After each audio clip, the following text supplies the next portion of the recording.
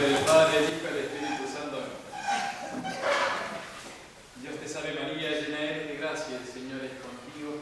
Bendita tú eres entre todas las mujeres y bendito es el fruto de tu vientre, Jesús. Santa María, Madre de Dios, ruega por nosotros pecadores, ahora y en la hora de nuestra muerte.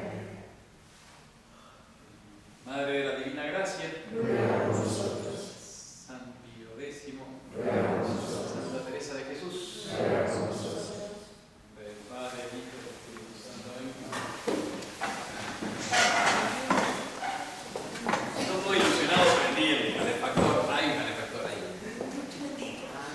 Digo, para semejante tamaño. Lo prendí con ilusión a las 6:30, pensando en los devotos de Santa Teresa, para que tengan calor. A la media hora se me ocurrió decir, ¿alguien habrá abierto las puertas? Y cuando vine ya estaban abiertas las puertas. No sé quién abrió la puerta. Eso es el problema de una casa tan grande como esta, tan sana y las sectas moradas. ¿Son buenas o malas? Cultura general. Digamos que son duras. Son duras, muy bien. Son las más difíciles de todas.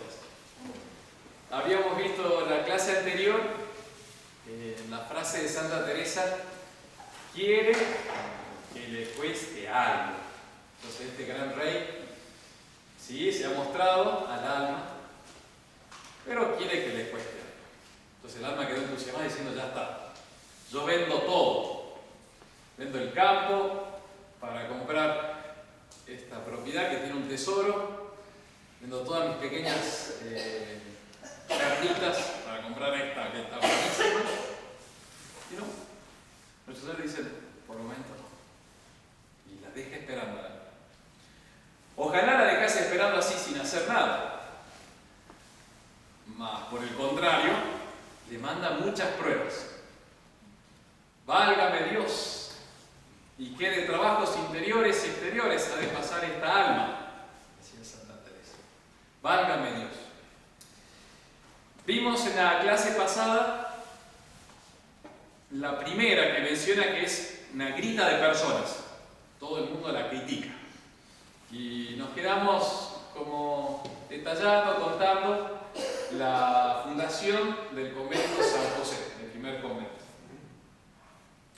Y cómo la habían criticado, todo el mundo hablaba del convento. Estas 4 monjas encerradas causaron una revolución en arte. Ahora vamos a ver el resto de las pruebas interiores y exteriores. La gracia que Dios va dando, en particular esas como gracias místicas muy especiales, extraordinarias, y terminaremos con la actitud del alma en la prueba. Y después entraremos al cielo de las séptimas moradas. No ahora, sino en la próxima clase. Y la próxima clase, al ser la última, merece una fiestita, un brindis, una cerveza bien fría. Bueno, el título de la charla: ¿quiere este gran Dios?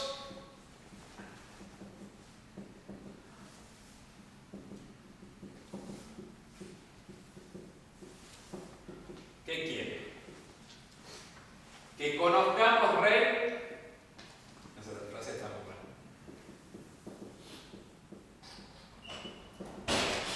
Y nuestra miseria.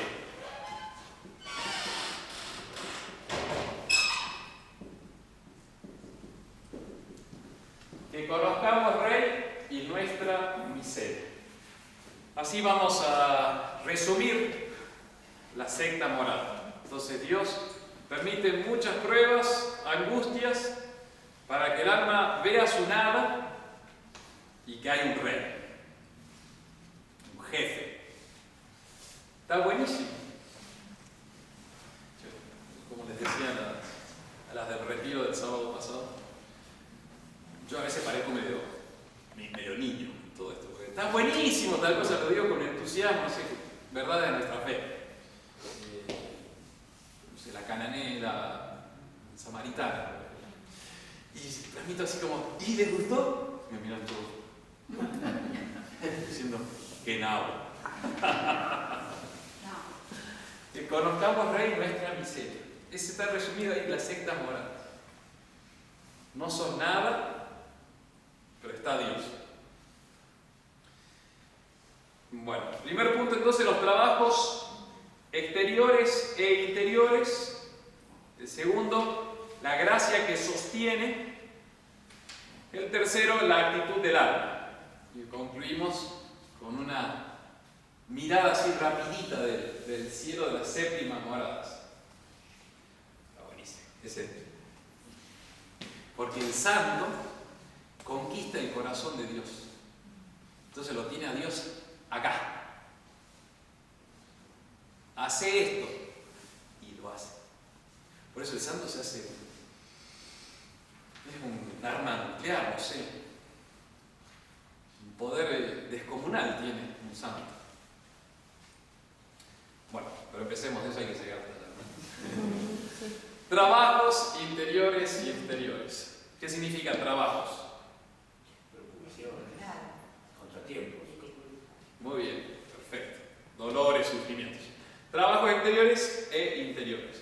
Comenzaba así el capítulo 1 de las sectas moradas. Trata cómo en comenzando el Señor a hacer mayores mercedes hay más grandes trabajos. Bueno, dice algunos y cómo han de ellos los que están en estas moradas. Es bueno para quien las pasa interiores. Bueno, la primera descripción son de los trabajos exteriores, especialmente de la grita de personas. Hay gente que incluso ella ni conoce, que empiezan a hablar del santo, pero a hablar mal, que se hace la santa, que exagera, que trae engañado a los confesores, que es el demonio que le está engañando. Y Santa Teresa dice que les gana aprecio a aquellas personas que la critican. Ya estamos hablando de grados de santidad, ¿no? Y que especialmente reza por ellos. Les gana un afecto especial a los que hablan mal. Los que mejor bocado le dan son los amigos. O sea, como ciertas traiciones, incomprensiones de la gente más cercana. Y dice, a estas personas que te critican, pareceres que no ofenden a Dios cuando la contradicen. Está bien, o sea, estoy haciendo por amor a Dios, lo estoy criticando al santo y sí, pasa eso. Bueno, entonces los que hablan mal. Lo vimos rápidamente en la clase pasada. Sigue la numeración. También le hacen sufrir los que hablan bien. Los que dicen que es una persona santa, de Dios. Porque el alma queda muy confundida. Ya estamos hablando de santidad, ¿no? De humildad. Porque el alma se reconoce pecadora. Hace poco estaba sumida en los peores pecados, dice ella. Y escuchar que hablan bien de ella le hace daño. Y lo único que busca es la honra de Dios. Y también menciona las enfermedades, las pruebas exteriores. También suele dar el Señor enfermedades grandísimas. Este es muy mayor trabajo, en especial cuando son dolores agudos, recios. Los muy recios dolores descomponen lo interior y exterior. Dice que conoció una persona que era muy ruin, que siempre estuvo con sufrimientos, padecimientos. Es la misma Santa Teresa de Jesús. Durante largos años tenía como el cuerpo descoyuntado, o sea, como desarmado. Tenía vómitos constantes, por eso a veces no podía acercarse a la comunión, pero por largos años dice que recién al mediodía se le pasaban los vómitos. De hecho, va a morir de una enfermedad. Hemorragia. Entonces, dolores constantes. Las enfermedades. ¿Conocen la historia que ella se quiebra el brazo izquierdo en el convento, cayendo por la escalera? ya al final de su vida. La frase que Nuestro Señor se le aparece, dice que así trata a los santos, Nuestra Señora, a sus amigos, perdón. Y Santa Teresa dice, por eso es que tenés tan pocos amigos. Y en ese momento es cuando, o sea, tiene el culmen de pruebas exteriores, interiores, y Dios le manda una quebradura, a sufrir, que duela. Bueno, esos son los trabajos exteriores. Trabajos interiores. Sufrimientos interiores. Un confesor que no la comprende. Un confesor asustadizo. Ella se apoyaba muchísimo en los confesores, los sacerdotes, para que la fuesen guiando. Y bueno, también ella traía cosas así bastante importantes, apariciones, hablas, gracias místicas tan importantes que a veces los confesores se asustaban, y con razón, y le transmitían a ella esta preocupación, esa incertidumbre, inquietud, y peor para ella, sufría más. Decía, va a buscar consuelo en el confesor y parece que al confesor le han asaltado 1.000.000 de muchos demonios que lo atormentan a él y le transmiten el tormento a ella. Entonces es incomprendida de todo el resto de los confesores. Peor aún cuando recuerda sus pecados, su vida pasada, incluso dice, faltas no faltan. Tiene todavía faltas pequeñas, y al ver sus infidelidades pequeñas a la gracia de Dios, dice, bueno, si yo estoy en esta situación es porque Dios lo permite a causa de mis pecados. Entonces viene constantemente esa preocupación, estoy mal porque me lo merezco. Porque este es otro de los grandes trabajos que estas almas padecen, que en especial si han sido muy ruines.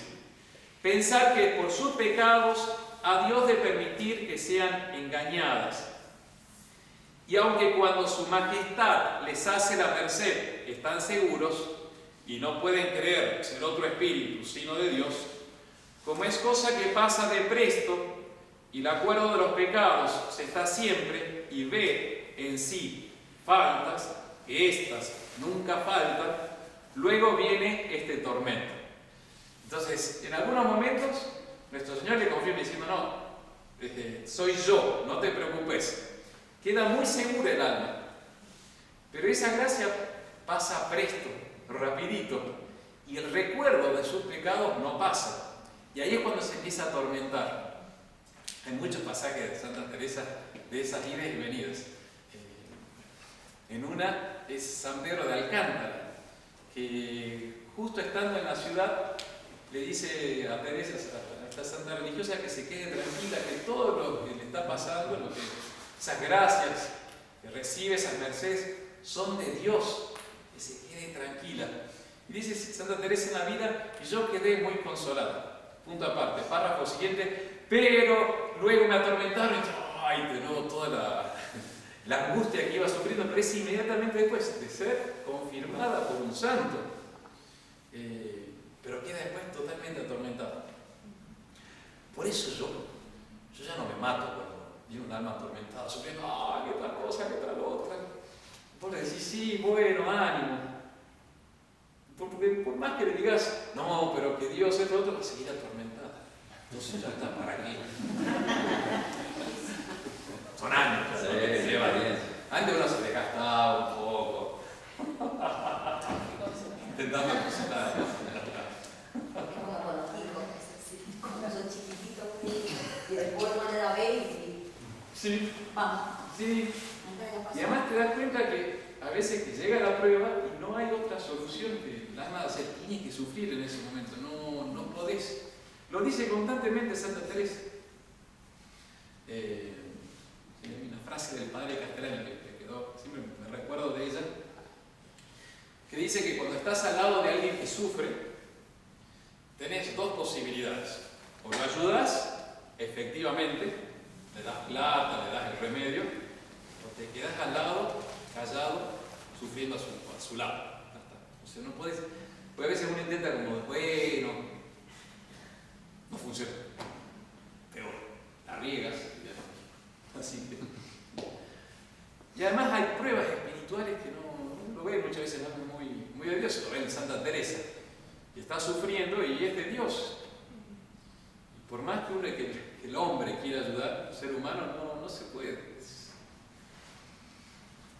Bueno, también una solución facilista. Está muy bien. ¿Sí? Claro, por eso la mejor actitud de los amigos de Job había sido sufrir a su lado. Que al comienzo sufren a su lado, después empiezan a hablar y la riegan.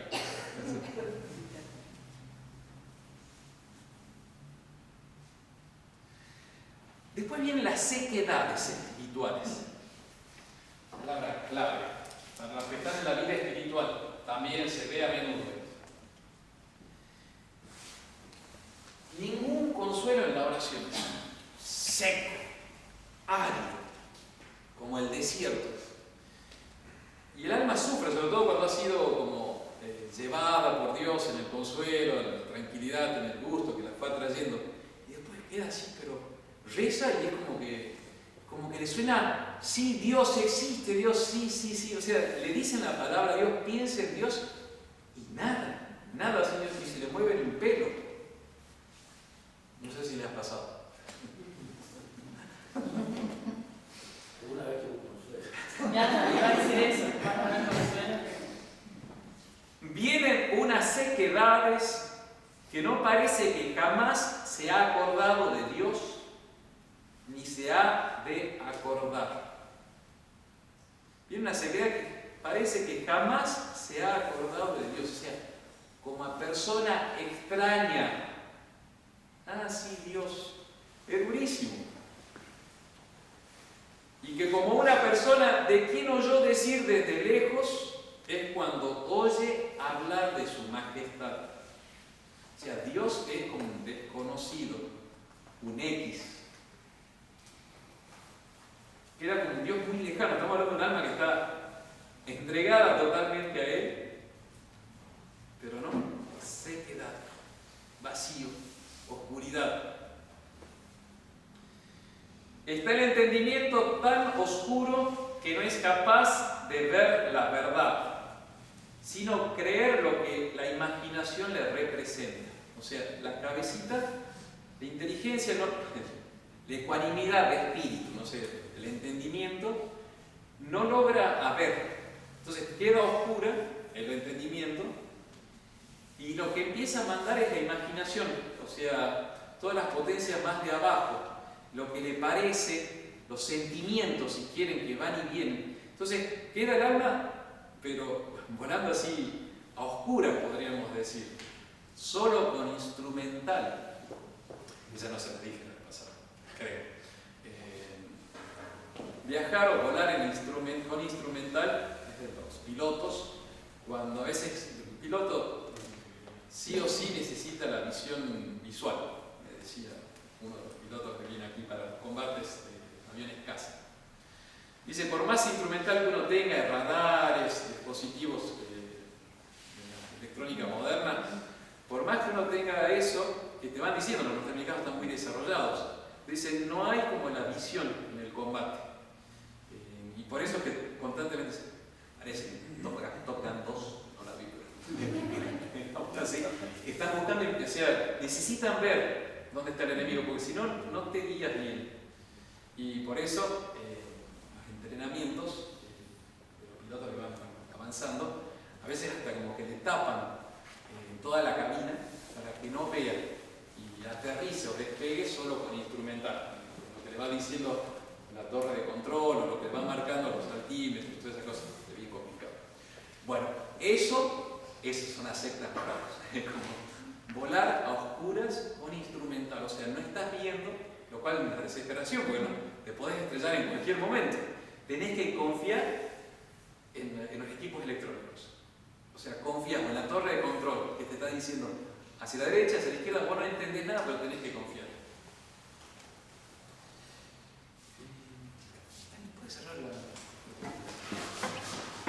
El entendimiento entonces está tan oscuro que no es capaz de ver la verdad, sino creer lo que la imaginación le representa. Y la imaginación en ese momento es la dueña del alma. Por eso no sufre tanto, porque los sentimientos van y vienen. Peor todavía. Estamos hablando de las pruebas interiores, ¿no?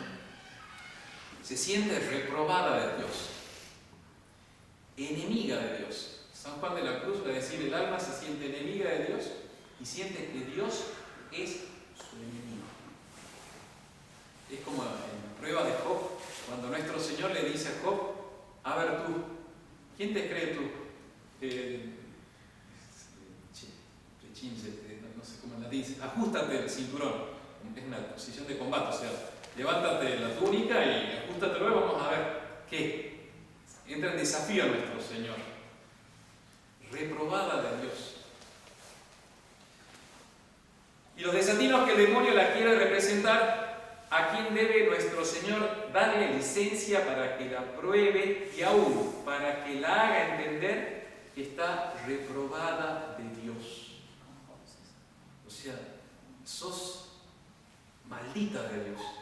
Dios ya no piensa en vos, Dios ya no te quiere. No sos nada, sos pecadora. Dios te ha dejado ya, reprobada de Dios. Por eso dice San Juan de la Cruz que la noche del espíritu, que es las sectas moradas, es terrible y espantosa el espíritu. No se puede sufrir. Imagínate, te entregaste a Dios y estás entregado a Dios y Dios no piensa en eso. No lo conozco. Apretamiento interior como el infierno. Son muchas las cosas que la combaten con un apretamiento interior, una angustia interior. El apretamiento está de manera tan sensible e intolerable que yo no sé a qué se pueda comparar sino a los que padecen en el infierno, porque ningún consuelo se admite en esta tempestad. Ningún consuelo. Realmente no da ganas de seguirnos. Ni un libro necesite. Dice que agarra un libro y que esta persona sabía leer el romance, sabía castellano y leía bien y no entiende el libro. Yo doy testimonio de todo esto, no porque lo he sufrido, pero he visto si almas que en ese momento están, pero ya no así, nada.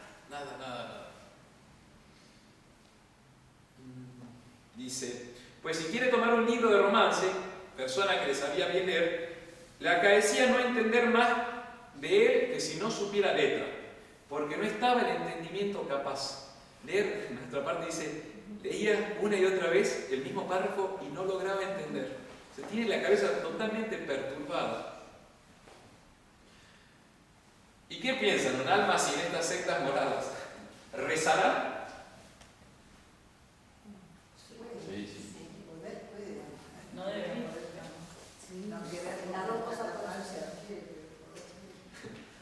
Pues, ¿qué hará esta pobre alma cuando muchos días le durare así? Porque si reza, es como si no rezase. Digo para su consuelo, aclaro. O sea, por más que está rezando, desabrimiento sí, del espíritu, como que no perdiste el gusto. COVID espiritual. Es eso. Porque si reza es como si no rezase para su consuelo, digo. Que no se admite en lo interior. Entonces acá dice, si reza vocalmente, porque en esos casos conviene rezar vocalmente. Rezar mentalmente le va a hacer daño, incluso. Interesante. Y aun si se entiende lo que reza ella misma, así, aunque sea vocal, y se entiende que para mental no es este tiempo en ninguna manera.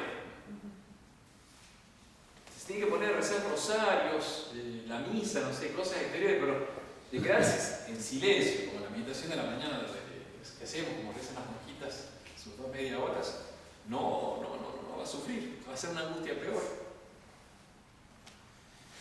Que para mental no es el tiempo de ninguna manera, porque no están las potencias para ello. Antes hace mayor daño a la soledad. En esos casos, el prior, la priora, tiene que mandar al religioso, a la religiosa, a la puerta. La portería, en los conventos, sobre todo de clausura, es el lugar donde más se distraen, por decir así. Entonces es mejor de ponerlo para allá, en la portería, o en cosas exteriores, no sé, a trabajar en la huerta, cosas exteriores, ¿no? Que no se quede rezando, no se quede pensando, sino va a ser peor. Dice, y así, por muy mucho que se esfuerce, anda con un desaliento y mala condición en el exterior que se le echa mucho de ver. Vos lo ves claramente y dice, esta persona está probadísima. Bueno, esas son las pruebas interiores y exteriores.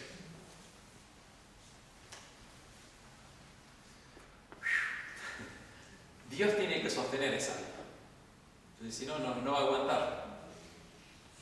Entonces, en la sexta morada son 11 capítulos. Dijimos que de las moradas es el más extenso, el más largo. Tiene como 3 horas y media, ¿no? 40 de audio el libro.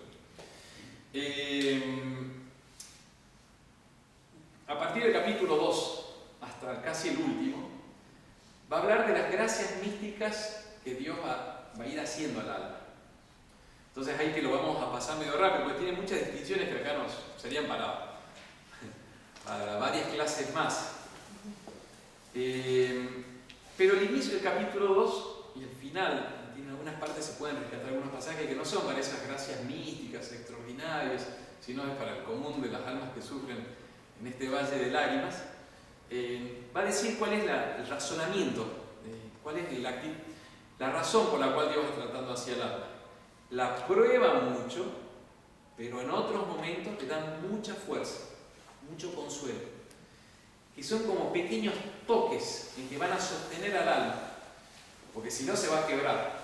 Entonces le da un poquito de apoyo, pero después se retira y la está sosteniendo constantemente. Pero hay momentos que el alma levanta un poco la cabeza, toma aire y de pronto te meten para abajo, bajo el agua, y quedás y tenés que aguantar. De pequeños respiros, hacia abajo. Así comienza el capítulo 2, el título. Trata de algunas maneras con que despierta nuestro Señor al alma. Toques divinos que van a sostener. Que parece que en estas maneras no hay que temer, aunque es cosa muy sumida. ¿Por qué dice no hay que temer? Porque cuando hablemos de las visiones de Dios, de las hablas divinas, ahí hay que tener mucho cuidado, porque ahí se puede meter el demonio. O la melancolía, va a decir. La melancolía sería como esa manera de ser, no solamente porque ahora, habla cuando trata de los temperamentos, habla de la melancolía, ¿no?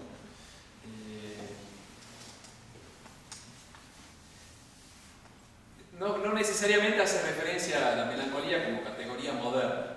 Melancolía sería como los humores del alma, que es una expresión también de los sabios antiguos, Aristóteles, de los griegos. Decían que el alma está constituida por humores, o sea, por términos modernos.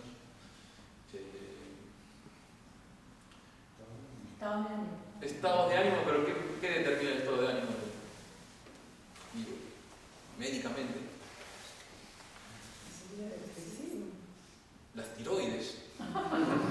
No, digo, ¿qué elementos? Emociones, manifestar emociones. Sí, pero ¿qué elementos así físicos son los que van a...? ¿Qué la provoca? O sea, físicamente, ¿qué provoca el emoción? Y hormonas, supongo. Hormonas. Eso, entonces los humores que decían los antiguos hacían referencia a eso, a las disposiciones corporales que determinan los estados de ánimo. Entonces cuando dicen, porque es un término muy frecuente usado en Santa Teresa, esto es melancolía. Significa una manera de ser un poco ya constitutiva del carácter o del temperamento, no sé, que ya le hace tender hacia un modo de pensar, de enajenarse, sentimental sentimental, intelectual, que puede ser peligroso. Entonces dice Santa Teresa, de las que yo aquí menciono son subidas estas gracias. Pero en esto no hay mucho a temer. Las otras sí, porque se va a mezclar o el demonio o la melancolía. La vamos a mencionar. Primero veamos la doctrina así general de ese apoyo de nuestro Señor. Comencemos ahora a tratar de la manera que se haga con ella el esposo. Y como antes que del todo lo sea, se lo hace bien desear por unos medios tan delicados que el alma misma no los entiende. O sea, hay algo de nuestro Señor, el alma no entiende, son las sectas moradas, peor aún, pero dice, Dios me está llamando. Dice justamente de estos modos que yo voy a relatar, sobre todo el primero, que se llama una dulce herida o deleitosa pena. Hay un llamadito de nuestro Señor. Entonces el alma dice, acá está Dios, vamos, sigamos, pero es muy así como efímero y le deja con un gustito así, está bueno. Pero hasta ahí no más. Dice, esta clase de gracias yo no creo acertar de poder darlas a entender, sino a aquellos que las hubieran pasado, o sea, que las hubiesen ya tenido algo de esto nuestro Señor, me van a entender. Si no, bueno, queda acá la descripción general. Son unos impulsos tan delicados y sutiles que proceden de lo muy interior del alma. Impulso, fuerza. Hay algo que está nuestro Señor tocándote. Muchas veces, estando esta alma descuidada y sin tener la memoria en Dios, su majestad la despierta. A manera de una cometa que pasa de presto, o de un trueno, aunque no se oye ruido, mas se entiende muy bien el alma que le fue llamada de Dios. Bendito nuestro Señor.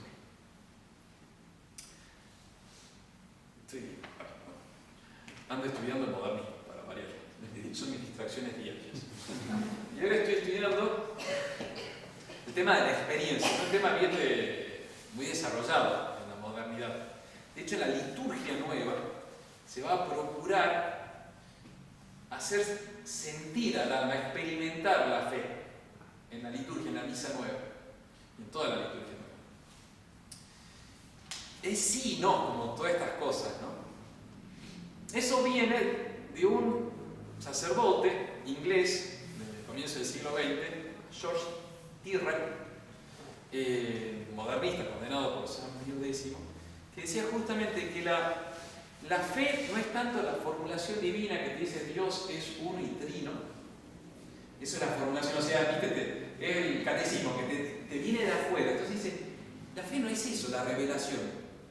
La revelación es cuando vos tocas la realidad de Dios en tu interior. Entonces, con esa experiencia de la realidad divina en tu alma, vos consentís por la fe y después lo expresás en una formulación humana, pero que no es divina. Por eso puede cambiar. El modernista puede cambiar. Podemos decir Dios es uno y trino o Dios es uno.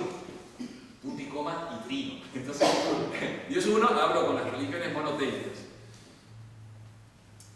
La experiencia de la fe. Bueno, eso es bien modernista. ¿Creen? Esto que está diciendo Santa Teresa. ¿Es eso que dijo George Tyrrell, el modernista condenado por San Pío X? Qué pregunta, ¿eh? No. Y no, porque la diferencia, entiendo yo, que está que en lo que dice Tyrrell es porque nace del hombre, en cambio Néstor nace de Dios. O sea, ¿sí? Me sorprendió. Exactamente, en el sentimiento religioso ya hay un contacto con Dios. Por otra parte, el Tyrrell se ubica porque esta es una experiencia mística, estamos hablando, o sea, hay un contacto de Dios con el alma. Tac. Muy. Y claro, pero el tema, el católico, la Santa Teresa, se va a apoyar primero en la revelación de Dios, que viene externa. La fe viene por el oído, por lo que me viene del exterior. Y el modernista no, lo va a centrar en su interior. ¿No siento que está buenísimo y es entusiasmante todo esto? Por lo menos engáñenme, ¿no? Además, lo que se busca es que cualquier persona tenga sentimientos, emociones. Sí. Acá esto es propio del santo, esto que se Sí. Sí, tal cual. El modernista, como Tirre, lo va a hacer no tan carismático o sensiblero. Se mete un poco más en el alma, por decir así. Pero el problema del modernista, como bien decía Daniel, hace que la fe venga de adentro, Entonces la revelación, lo que me enseña el magisterio, me va a servir para que yo encuentre a Dios en la palabra que me dice, y yo ahí voy a entrar en la fe, con la ayuda del magisterio, con la ayuda del exterior. Y el católico dice, no, lo que te enseña el magisterio, lo que te enseña el Papa, los 20 siglos de Iglesia, eso es verdad, que vos tenés que asimilar, hacer tuyo. Son pequeñas diferencias, pero me sirven para esto, porque acá es cierto que hay un contacto con Dios, hay toques divinos, ciertamente, pero es a nivel místico, no va a negar para nada lo externo, lo que me viene. De hecho, Santa Teresa constantemente va a estar diciendo, yo me someto a todo lo que... Y todo esto que él ha escrito, después lo ha sometido a la censura del teólogo, de la Iglesia, porque sabe que no brota de su interior, viene de afuera la revelación. Bueno, perdón, de lo que estaba estudiando. Y saboreaba esta mañana. Está clarísimo. Hace rato hablando del tema del Tirre. Bien. Entonces, entiende muy bien el alma que fue llamada de Dios. Siente ser herida sabrosísimamente, mas no atina cómo ni quién la hirió. Más bien conoce ser cosa preciosa y jamás querría ser sana de aquella herida. Dice que los santos andan heridos así de nuestro Señor. Incluso que se quejan. Quéjase el alma con Dios, con palabras de amor. Aún exteriores, oh Dios mío, qué dulce esta llaga, no sé qué dirán.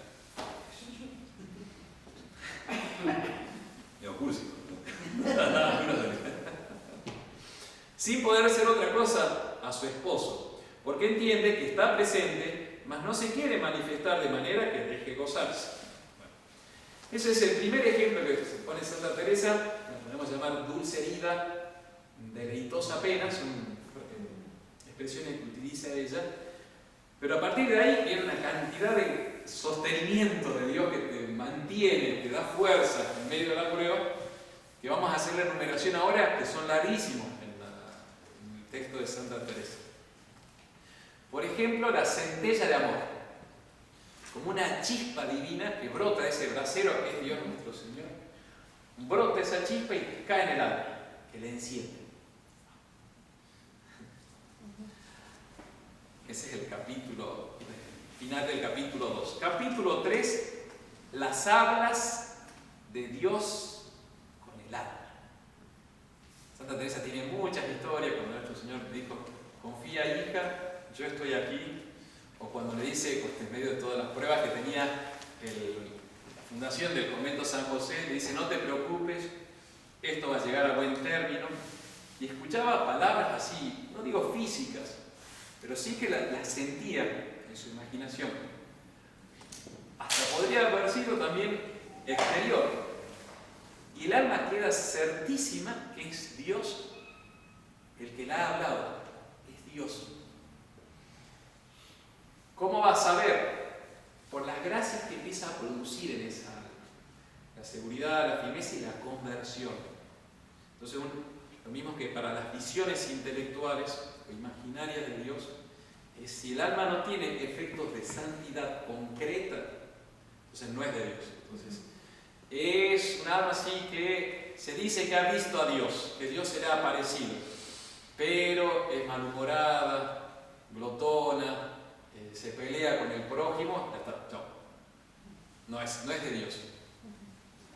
Todo eso va haciendo Santa Teresa, se extiende mucho porque ella tiene experiencia y quiere prevenir e indicar cuándo puede ser de Dios o no. Capítulo 4, los arrobamientos, esos estados como de enajenación del alma, el alma se separa, viaje astral sería actualmente. Bueno, vamos. El alma se va un poco del cuerpo, por decir así, o queda como separada del cuerpo, entre comillas. O sea, está tan con Dios que el cuerpo queda como ausente. Los vuelos del espíritu, capítulo 5. Lágrimas y júbilos, bueno, ese es más para el común de los mortales. Pero bueno, son muy profundos. Llorar delante de nuestro Señor. Dolor de los pecados, en el capítulo 7 también ese capítulo un poco más accesible, ¿verdad? De cosas que uno está muy bonito. Capítulo 7, tiene una frase muy buena porque ese es el tema de las sectas moradas, que tiene muchas cosas místicas, extraordinarias, que pueden confundir a un alma que no esté preparada para esto. Pero tiene párrafos, pasajes muy bonitos.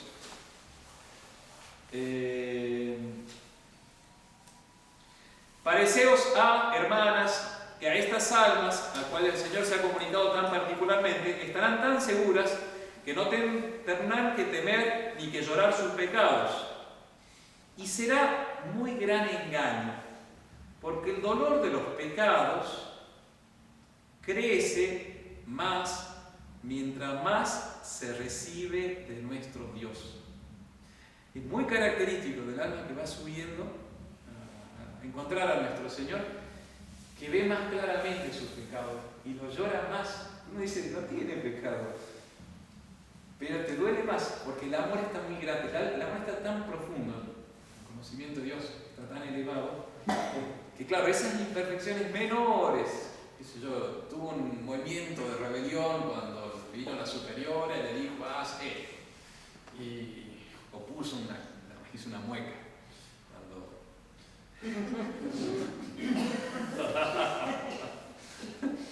Ese pequeño movimiento que quizás podría haber el alma vencido, lo siente entonces, dice, no, acá yo fui infiel a nuestro Señor. Y además, claro, esa luz es tan penetrante, la luz de Dios, que hasta las mínimas telarañas se notan. Yo no sé si les conté, creo que no les conté acá. Bueno, tuve muchos años en México. México está, la Ciudad de México es antes del trópico. Los trópicos están al 23 grados, punto 33, si no me equivoco, ¿no? del Ecuador. Entonces todo lo que está por debajo es trópico. Y nosotros estamos en qué latitud acá. Latitud 33, como el vino. ¿En serio? Es para memorizar. Estamos en latitud 33 más o menos, Mendoza, todo Buenos Aires, un poquito más abajo. ¿Ah? O como los Amazonas.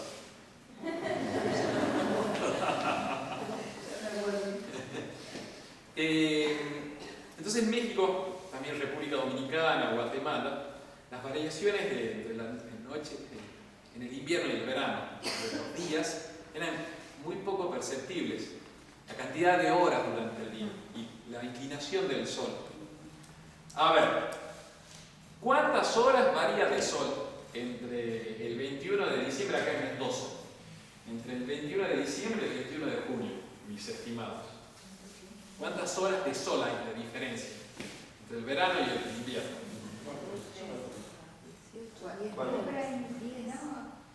¿Te sorprende? 4. En el verano los días tienen 14 horas y en el invierno tienen 10. Bien. Eso hace que el sol justamente se empiece a ir cada vez más hacia el norte acá. Por eso las habitaciones que dan hacia el sur, como la mía, son bellísimas. Por eso que se construyen las habitaciones en el hemisferio sur mirando siempre hacia el norte. O los calefones solares. Si ustedes quieren saber a dónde está el norte y tiene un calefón solar, Fíjense hacia dónde está orientado, va a ser hacia el norte.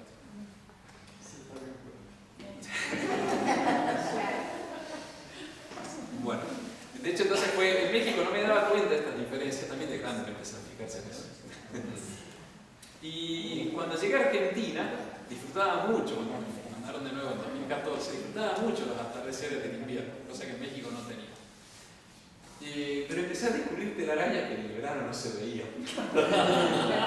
Mirá, claro, al irse más para ahí, pero lugares que no tenían ninguna telaraña, de pronto sí tenían telaraña. ¿Por qué? Porque estaba entrando la luz del sol.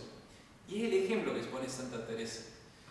En alma donde entra la luz de Dios, hasta las mínimas telarañas se notan. Y vean esa diferencia en las amas de casa.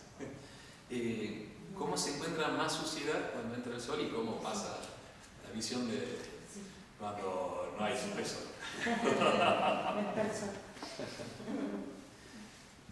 Entonces, el dolor de los pecados crece más mientras más se recibe de nuestro Dios. Es una de las frases que está en las sectas moradas, tiene otras más. Cuando se acuerda de la Inglaterra, casi de etc.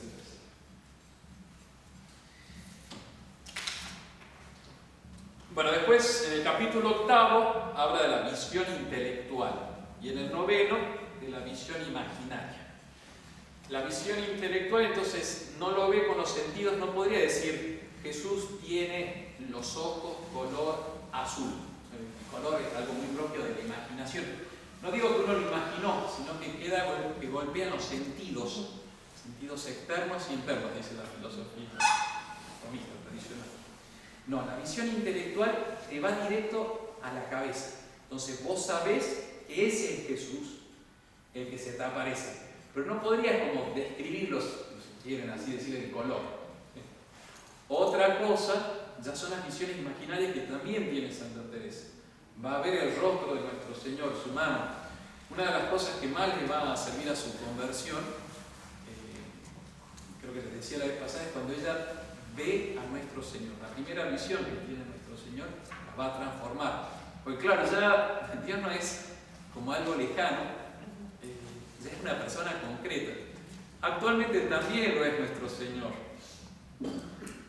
Son 3 personas divinas y una de ellas se hizo hombre. Entonces podemos pensar en Jesucristo e imaginárnoslo. Pero claro, nuestra fe está tan chiquitita y por eso no lo tenemos constantemente en nuestra memoria. Pero es una persona concreta.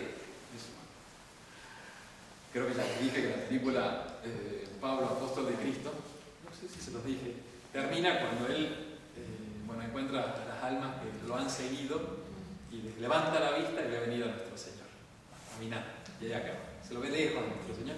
Pero esa es la gran alegría de cuando Dios nos llama, de encontrar a nuestro Señor Jesucristo y ella verlo. Bueno, visión intelectual imaginaria también dice Santa Teresa, cuidado, el demonio se mete, San Juan de la Cruz, es decir, si es de Dios, incluso rechácenlo, porque si es de Dios, la gracia va a permanecer. Por eso nosotros los sacerdotes somos muy atentos si aparece algo de esto. En general, de entrada, decís, no es de Dios. O más bien se tiene que demostrar que es de Dios. ¿Por qué? Porque los santos lo están diciendo. Hay que tener mucho cuidado. Y después el último capítulo son los deseos grandes e impetuosos.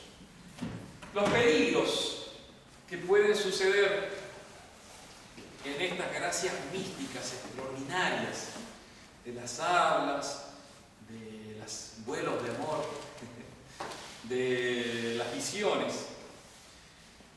Ese libro Quiero ver a Dios, de un carmelita, Eugenio del Niño Jesús, que justo en este capítulo, en las sectas moradas, cuando habla de la noche del espíritu, el drama, hace una descripción un poco medio. Dice, ¿qué tiene que ver esto con un libro de espiritualidad? Sí tiene que ver. Dice, fenómenos exteriores extraordinarios, como en el caso de la estigmatización de Teresa Neumann. Pero cita otros problemas que podría haber. Dice, empieza a advertir a los confesores, a los letrados, atención, se puede dar esto. Fenómenos psíquicos y perturbaciones mentales. Es fuerte la palabra, pero está previniendo de todas estas cosas. Semejanza entre los efectos psicológicos de la noche y las perturbaciones psíquicas de las enfermedades. La última vez yo les comentaba un poquito que esto se va dando en esta secta moral, cuando se empiezan a ver, se podría ver las debilidades y heridas de nuestra alma, que a veces son de grado patológico menor si quieren, y ahí cuando uno sube tanto podría manifestarse ya las debilidades que tiene el alma.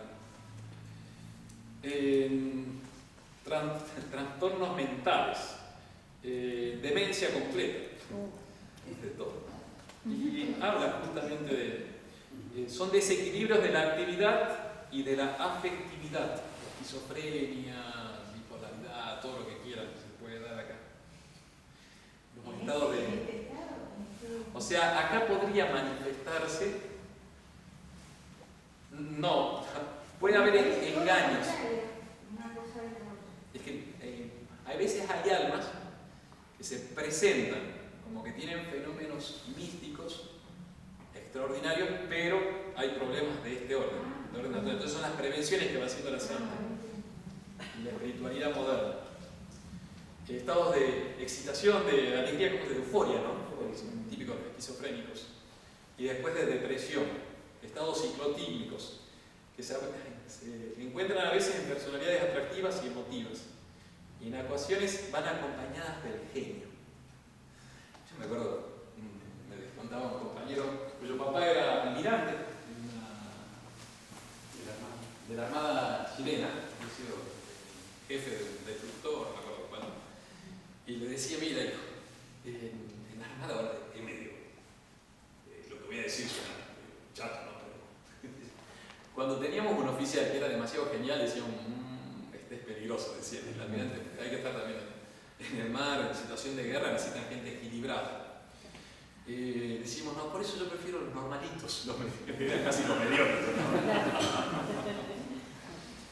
Dice acá, se puede dar, todos estos trastornos pueden influir en la histeria o mitomanía. Bien, me pasó a mí, siendo superior de distrito, un sacerdote, se acerca a la congregación, sí, que bueno, la lucha por la tradición, sí, que me echaron porque soy. No, dijo que me habían echado porque el padre era mitómano. Mitómano es el que crea mitos. Entonces empiezan tic, tic, tic, tic. Ahí fue la primera vez que tuve contacto con mitómano, pero ya a nivel psiquiátrico. Y yo me intenté comunicar con el superior no me dio una referencia porque normalmente fue una parte del protocolo, una congregación está relacionándose con un sacerdote, cuando van a dar un paso, bueno, uno se comunica con los superiores anteriores.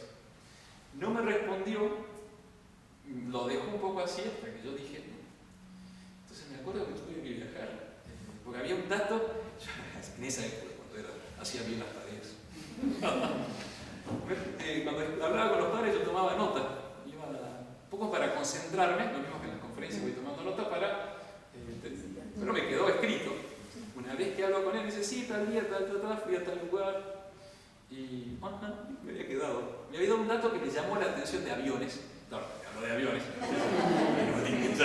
787, no, de la Airbus 380, que es el avión más grande de la empresa Airbus. 380, ahora el piso, toda. Entonces me da ese dato y me quedaba. Y después, por otras circunstancias, me dicen, el padre estuvo en tal lugar. Que era en otro, bien lejos de donde me habían dicho, en fechas que coincidían. Entonces dije, pues yo ya venía un poco medio. Hasta que luego tuve que viajar, tomé el avión, llegué de sorpresa a casa, y bueno, el padre, usted me dijo que tal hizo tal cosa. Sí. Yo también tengo información que usted ese día estuvo en tal otra parte. Padre, ¿usted me mintió? Así nomás. Padre, sí, padre, tengo este problema. Bueno, intentamos ayudarlo después, no se dejó ayudar. Pero justamente por eso uno se hace desconfiado. Después ya después uno mira y con confianza para él. Pero por eso están acá, porque son amigos míos. Pero la experiencia justamente dice, bueno, a ver cómo vamos haciendo. Bueno, eso justo sale la palabra mitomanía.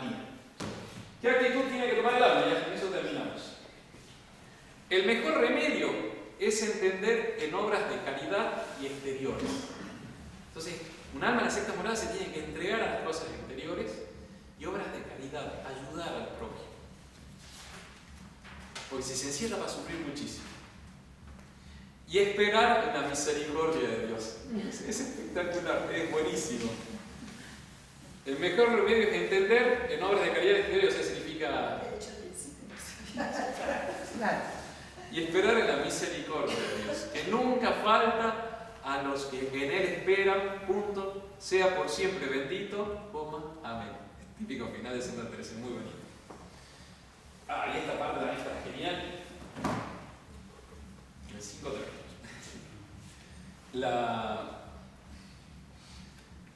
Dice, bueno, el alma se siente porque va a llenar el consuelo. En el momento Dios va a traer la paz y ya. Y en ese momento el alma se va a sentir como el soldado, el combatiente que estaba en la trinchera, que se quería defender con las armas y el enemigo le tomaba esas mismas armas con las cuales se iba a defender y se las daba vuelta, porque en las sectas moradas, o sea, no hay armas para defenderse. Y de pronto Dios te da la victoria. Entonces el alma queda con una gratitud de ese rey. Conoce su miseria, pero también conoce que hay un rey, un capitán victorioso, que se queda lleno de alabanza.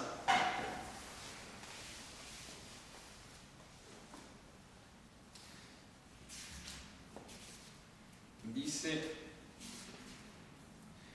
ningún remedio hay en esta tempestad sino aguardar a la misericordia de Dios, que a su hora, con una palabra suya o una ocasión que acaso sucedió, la quita todo tan de presto que parece que no hubo nublado en aquel alma. Según queda llena de sol y de mucho más consuelo, y como quien se ha escapado de una batalla peligrosa con haber ganado la victoria, queda alabando a nuestro Señor, que fue el que peleó por el vencimiento, conoce muy claro que ella no peleó, que todas las armas con que se podía defender, le parece que las ve en manos de su contrario, y así conoce claramente su miseria y lo poquísimo que podemos de nosotros si nos desamparase el Señor. Acuérdense que las sectas moradas van a purificar el amor propio, que es lo más difícil, lo más nuestro, o sea, nos va a doler. Y ahí dice, cuando quiere este gran Dios que conozcamos Rey y nuestra miseria. En las quintas moradas dice, ¿por qué Dios da tantas pruebas? Porque es lo que le dio a su Hijo.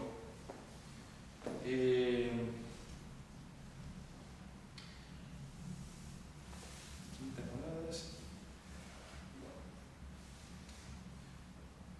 Quiere... no encuentro justo la frase. Sí. Lo que nuestro Dios hace aquí para esta alma es le da de lo que tiene, que es lo que tuvo su Hijo en esta vida. Por eso sufre el alma. A veces que uno encuentra un alma que ha sufrido muchísimo, y nosotros los sacerdotes constantemente estamos viendo cada prueba para algunas almas que uno podés creer, o sea, unas detrás de otras. ¿Por qué lo permite Dios? Difícil decirle que es porque en ese momento cuando sufren tanto, es como que tienen la carne a piel de Florida. La flor de piel. Entonces, vos intentás dar unas, mire, ¿por qué sufro tanto? ¿Por qué sufro tanto? Porque Cristo no. Ya, entonces mejor callar, porque está muy, muy sensible. Pero cuando se estabiliza el alma, le podés explicar justamente a su Hijo, que es al que más quería, le dio sufrimiento, le dio prueba, le dio angustia, le dio muerte. Bueno, eso mismo está pasando. Por eso en las sectas moradas también se empieza a identificar el alma con nuestro Señor. Bien. Y es menester. Y termina así el capítulo de las sectas moradas. El último número. Aquí veréis, hermanas, si he tenido razón en decir que es menester ánimo, y que tendrá razón el Señor de deciros lo que respondió a los hijos del Zebedeo, si podían beber el cáliz. ¿Se acuerdan? Cuando se la serie dice que podéis beber el cáliz que yo he de beber, sí podemos. Bueno, ahora, son las sectas moradas. Aguanta. Anótatela. Después las séptimas moradas que vamos a ver la próxima semana. Estoy abierto a sugerencias, cómo podemos festejar, champán, requisito para entrar en calor. Las séptimas moradas que estaban ahí nomás porque las sectas, ¿se acuerdan que es la misma pieza, pero bueno, separada así como una, sin puerta de por medio? Como una antesala y la sala de donde está el rey. El alma pasa de las sectas a las séptimas y ahí encuentra a su rey. Entonces tiene la visión de la Trinidad. Descubre a Dios, 1 y 3 personas, y empieza a hablar con ellos. Y ve que esa Trinidad está dentro de ella. Y ve cómo ella es el Dios. Y Dios en ella. Y se hace una sola espíritu con Dios. Ese es el matrimonio espiritual. Se hace una sola cosa. Y ahí es cuando Dios le dice, mira, vos vas a pelear por mi honor, por mi honra, y no te preocupes por tu honor y honra, que yo voy a pelear por eso. Entonces ahí es cuando el alma, conquistando el corazón de Dios, lo que pide, lo consigue. Por eso hay que hacerse amigos de las almas santas, porque lo que pide, lo consigue. Y en el libro de la vida de Santa Teresa ve muy claramente cómo está constantemente pidiendo algo y lo consigue de Dios. Bueno, eso es una séptima morada. Terminamos.